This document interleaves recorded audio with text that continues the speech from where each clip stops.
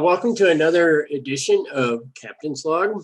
And today, this week, what I'm going to be talking about, one of the things is the various captains that have commanded the different Starship Enterprises, starting with the one from Enterprise, the NX-01 Enterprise, commanded by Jonathan Archer.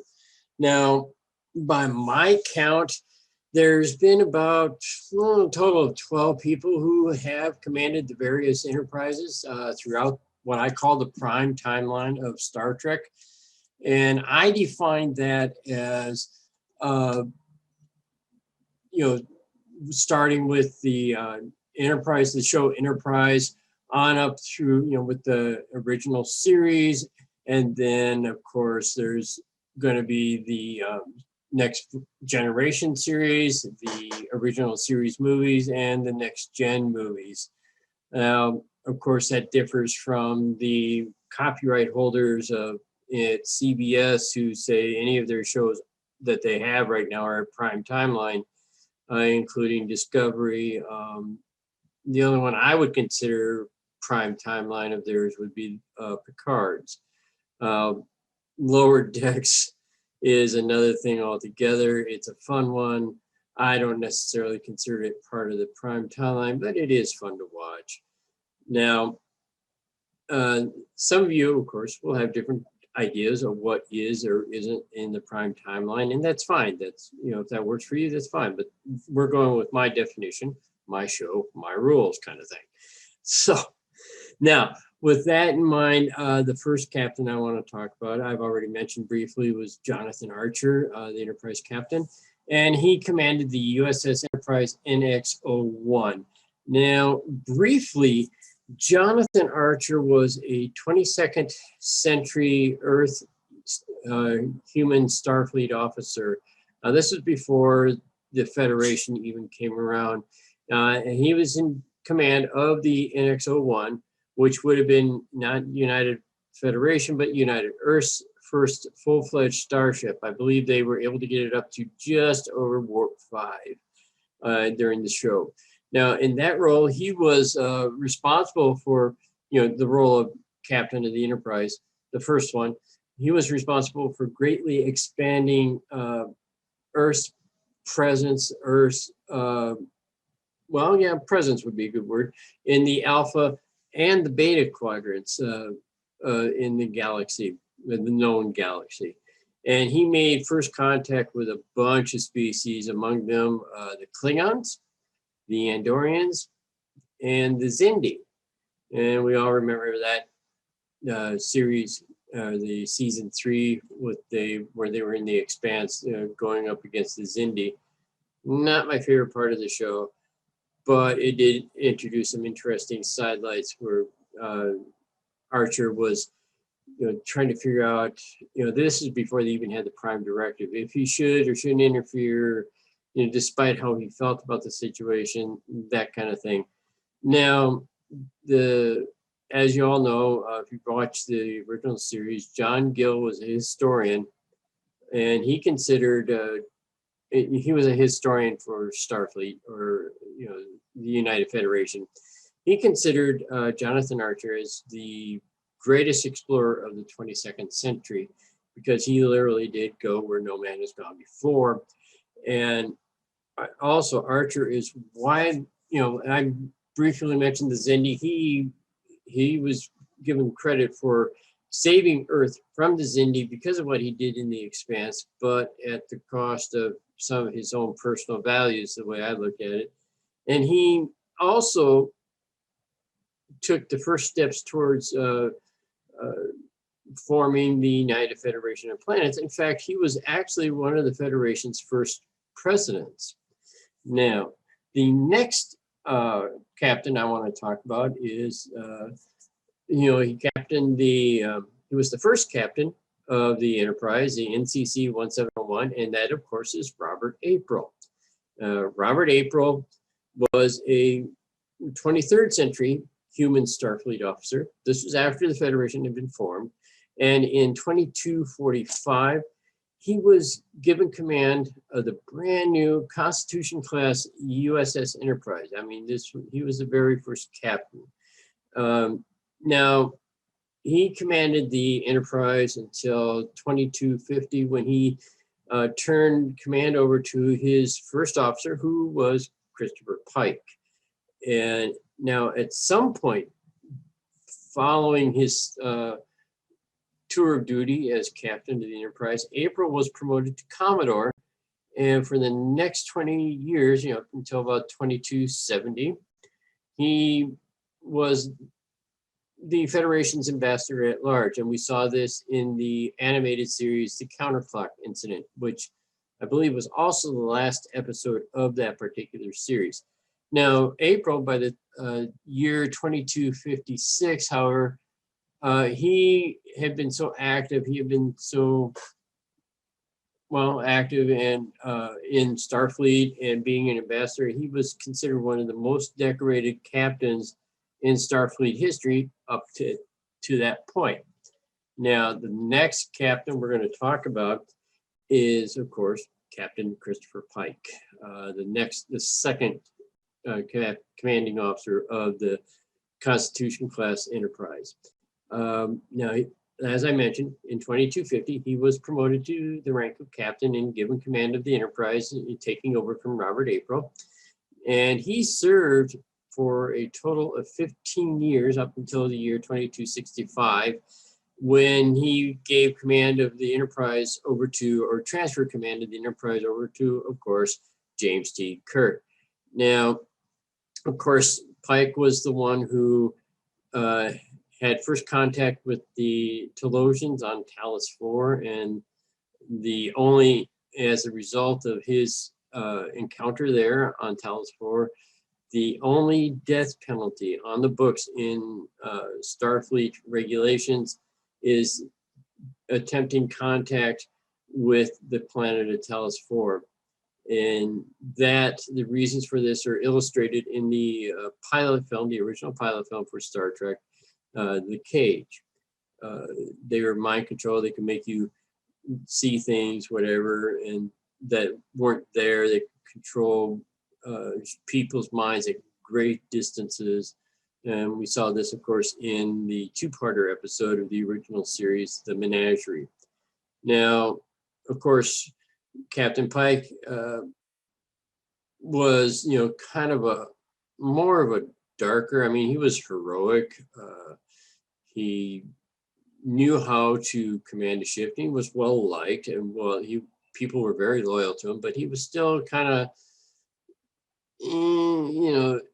by the book kind of person. Not a bad thing, but that's the way he was. Now, by the end of his enlistment or his tour of duty, his active tour of duty, he was also one of the more highly decorated Starfleet officers in Starfleet history. And that brings us to, of course, himself, in my opinion, the most famous, captain of the Enterprise, and that is, of course, James T. Kirk. He was definitely one of the more highly decorated captains in Starfleet history. He was also the youngest officer to become a captain of a starship. I believe he became captain at the age of 32, and where he got command of the Enterprise anyway at the age of 32. And if you read the book, the novel Enterprise, that gives a good account of his first mission aboard as captain of the Enterprise, the Constitution-class Enterprise. And not only did he command the Enterprise through his first 5 years of it, and then of course he went back to Starfleet Command and became an admiral, but he also was able to command the Enterprise A after the refit Enterprise. And the Enterprise A was the descendant, if you will, of the original Enterprise. And now let's see.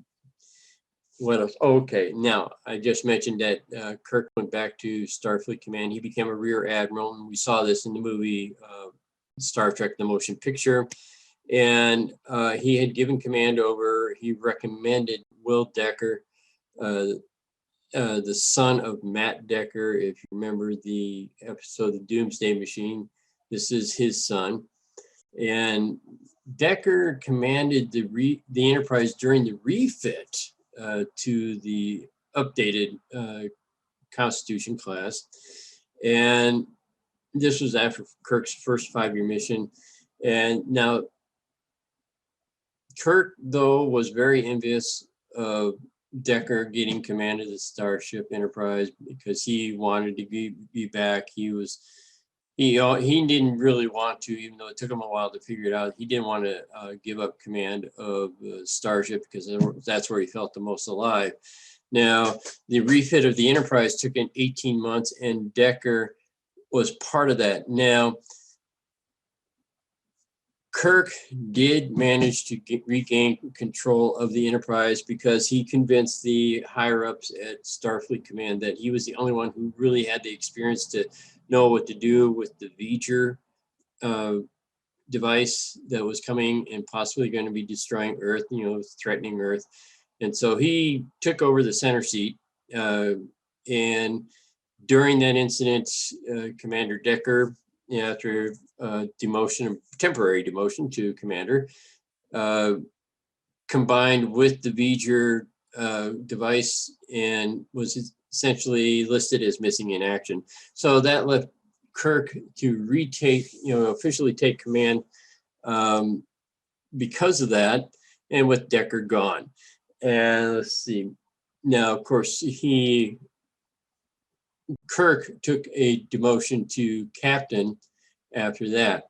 Now, after they got back from that incident, of course, they had their own little adventures, missions to complete, and Kirk eventually accepted promotion again back to the rank of admiral. And we see him in Star Trek II, the Wrath of Khan, as a full-fledged admiral. Now, after the Wrath of Khan, Kirk commanded the Enterprise again for a while, and then he eventually went back to Starfleet Command, leaving Spock as the commanding officer of the Enterprise, which was then relegated to the status of a training ship. And Spock, as we saw in Star Trek III, was no, actually Star Trek II. This was what it was. Spock had been the commander of the Enterprise, and he was content to be the training missions commander, but because of what was going on, he, because of Khan had stolen the Reliant, had come in search of the Genesis device. Kirk was told to go get him. Spock insisted that Kirk take command back of the Enterprise because Spock didn't like to, he only wanted to be a training officer. He didn't want to be combat or anything, although he's very capable of it. Now, of course, everything is fine. They defeat Khan. Khan gets, the Genesis device goes off. Khan gets caught in the explosion, of course, becomes part of the new Genesis planet. So now, after all that, with the up through Star Trek IV, and Spock dying, Kirk stealing the Enterprise to go get Spock's body to help his friend out, and then he comes back and saves the Earth from the whale probe in Star Trek IV. He is court-martialed, and Kirk is, and he accepts demotion, although he saved the Earth again from the probe, he and his crew. They, as a reward, and having been military, I can understand this, they demote Kirk from admiral back to captain, and they give him the position that he's best suited for, in the words of the Federation president. given command of a starship. And of course, there's the famous scene at the end of Star Trek 4 where his staff is complaining about, that they're going to get a garbage scow or they're going to get a barge or some such thing like that. And then all of a sudden they come around the Excelsior and find that their new ship is actually going to be another Constitution refit class ship, and it was being designated as the Enterprise A. And so that was, that was that for Kirk. And of course, he goes on, has more adventures on the Enterprise A. The Enterprise A, of course, was apparently hurried into service. And of course, Scotty had to do the fixing, and he was very happy about doing that.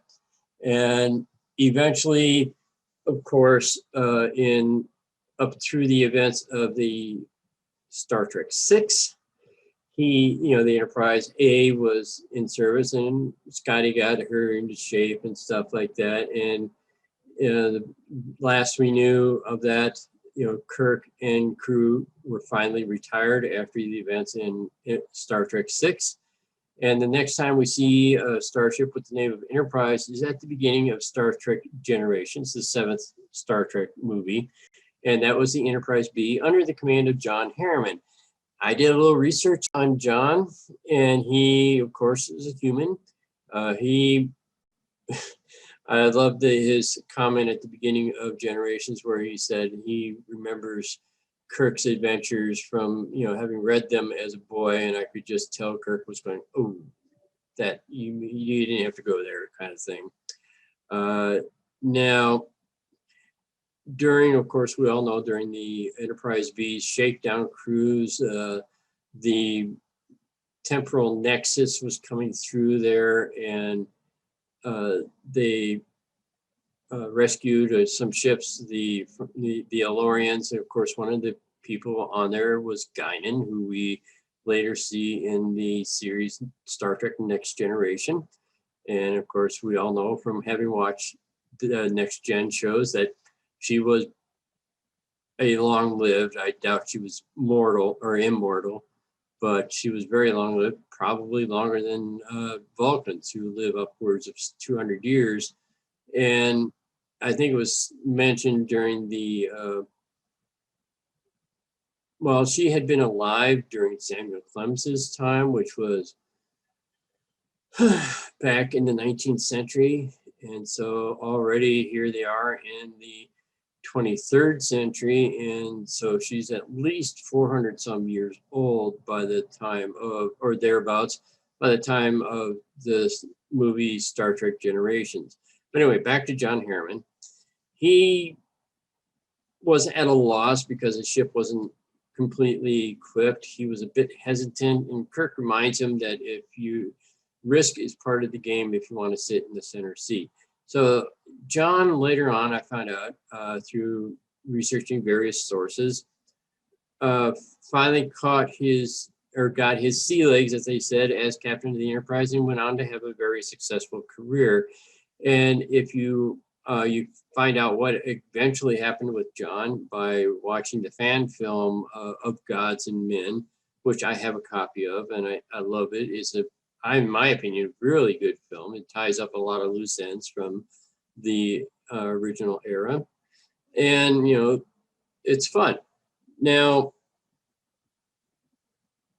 John Harriman, I found out, was also noted as a captain for letting people, this probably led to the situation we see in Next Gen, where I consider the Enterprise then as having been run by a committee. And I think John Harriman was good. I found out that he had started that kind of thing by asking questions on the bridge of his officers, their opinions, and but he also combined, he was very strong in his command and he very decisive, but he was patient with his officers and not as formal as you might think. So he was able to, by doing this, he was able to keep a good working relationship with his crew members without having to be overly harsh. Now, the next Enterprise, of course, is the Enterprise C, and we saw this in the Next Gen episode of yesterday's Enterprise.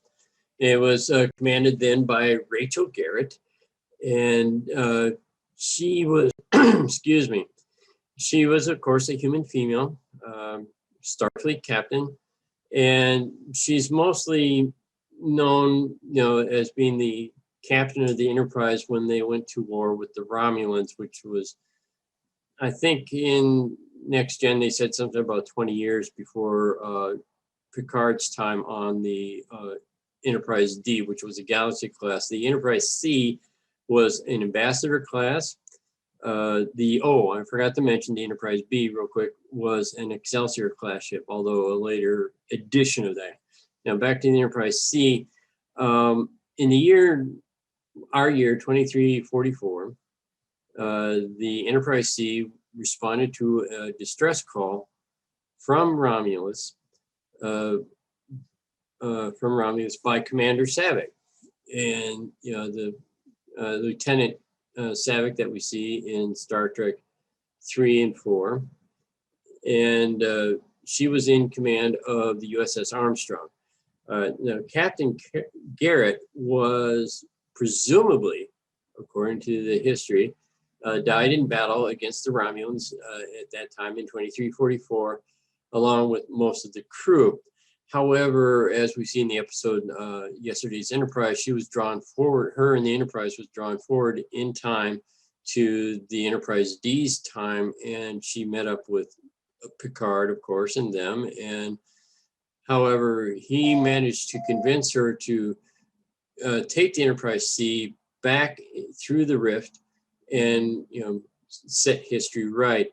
Now, the problem being is before she had a chance to go back, she got killed in battle, and because shrapnel struck her right in the head, which the only surviving officer from her crew that could have had any kind of seniority to command the Enterprise C was a Lieutenant Richard Castillo. I hope I'm pronouncing that right. And he took command. He went back through the rift, and they, of course, were lost in time, or no, lost in battle. And he took with him Natasha Yar, and from then, but and this, according to the way that history was changed, she didn't die in due to the tar monster, as I call it, in the first season of Next Gen, but somehow had survived and went back through time with Castillo and to fight the battle because she was a tactical officer. And so it was Narenda 3 where they were lost and where they fought the battle and stuff. Now, the next Enterprise, of course, was the Enterprise D, being commanded by Jean-Luc Picard. He took command at Farpoint Station, and let's see, he was mostly known for his career as commanding officer of the Stargazer, the Enterprise D, and of course later the Enterprise E. Picard had a major role in a lot of the incidents that happened during that time. The peace treaty between the Klingons, well, that was actually the Khitomer Accords. And a lot of, he commanded the Enterprise for a very long time.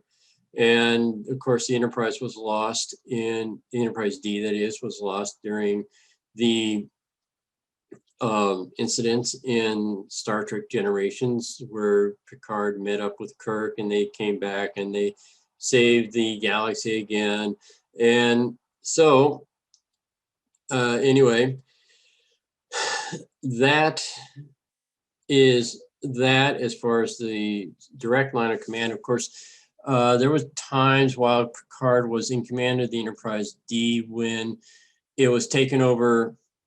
Well, he got taken over by the Borg, so Captain Jellicoe was given command of the Enterprise D while Picard was under the influence of the Borg, became Locutus, sorry. And after he was recovered by that and being given his humanity back by Dr. Crusher, Jellicoe went back to his previous command, and Jean-Luc was restored to command of the Enterprise. Now, technically, some sources say yes, some say no, but Jean-Luc was on a, shall we say, a secret mission. And so Riker was given command of the Enterprise, promoted to captain, and given command of the Enterprise while Picard was away on his secret mission. And but anyway, Picard, came back from his mission and was restored back to command of the Enterprise D. And now the Enterprise E was the next starship that Picard commanded. Well, this was after the events of Generations, when the Enterprise D was totally lost because it crashed into the planet. And of course, the first real mission that, other than the mapping missions in the near the neutral zone, was the first.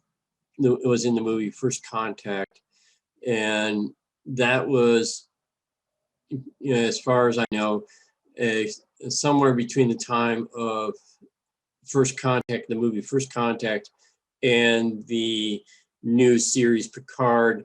Picard was eventually promoted to admiral and given up command of the Enterprise E, and that's the last commanding officer of any Enterprise that I know of so far, unless, of course, they come up with an Enterprise F somewhere along the line. And that is all for this week. I meant to include some other things, but I got to talking about the different captains of the Enterprise. And so that's all for now. Next week, I will continue with my series, the mini-series of the multiple roles in Star Trek, and have a lot of people in there in mind. I've already done some research there, and some interesting things came up in my research, and I hope you enjoy it. That's all for this week, and thank you very much for watching. And as always, may the great bird of the galaxy bless your planet.